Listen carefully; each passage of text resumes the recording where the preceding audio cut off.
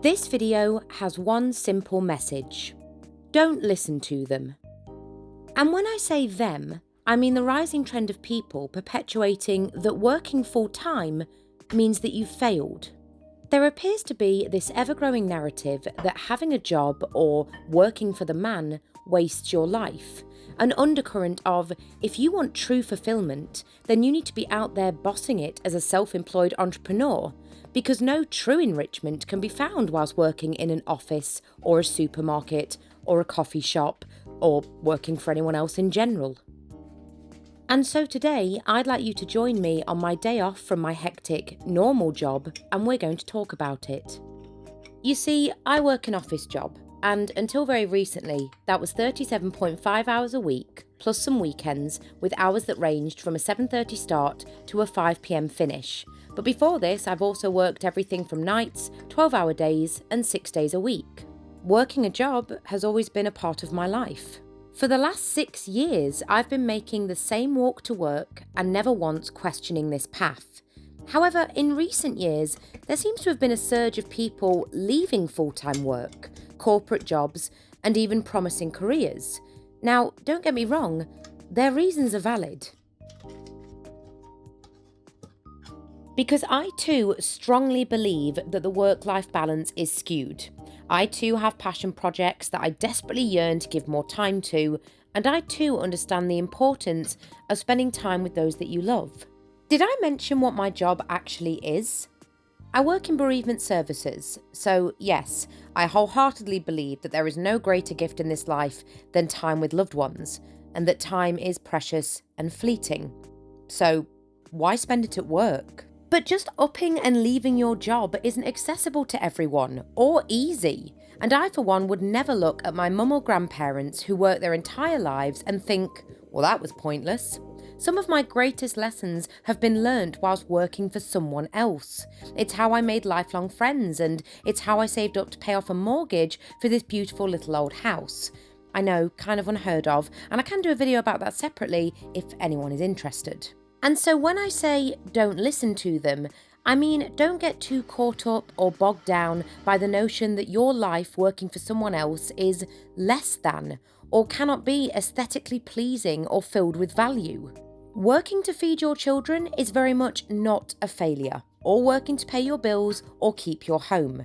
And I worry that this culture of quitting in the pursuit of better, although brave and admirable, is sucking away the innocent joy of saving up to buy that fancy wallpaper or gearing up for that week away in August. You deserve to celebrate these little wins without shame, because although there is a rising message that inner peace is only attainable by escaping the daily grind, getting out of the rat race, or stepping off the hedonic treadmill, full-time workers can still live an incredibly fulfilling life and be at peace with the safety of routine, their familiar desk, or enjoying lunch out of Tupperware. And let's talk about the hedonic treadmill just for a moment. This is a concept that describes that no matter what happens to us, good or bad, elation or devastation, people tend to return to a stable level of happiness known as a set point.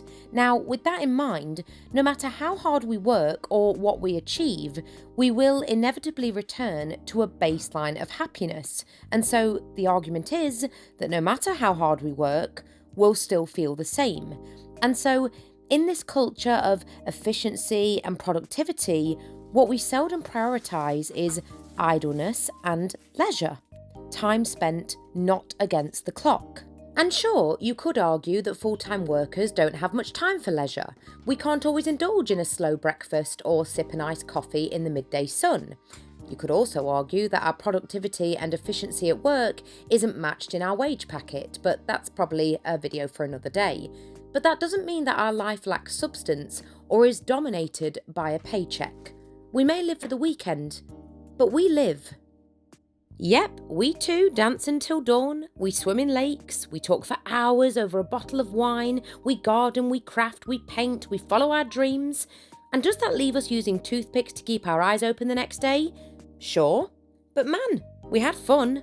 We are the organisers, the prioritisers, the compartmentalisers, with an unwavering ability to systematise every aspect of our lives around the necessity of earning a living while still feeling alive. The single parents, the carers, the emergency service employees, the shift workers, those living in debt, we can still harness our dream life, which, for me, is a slower life.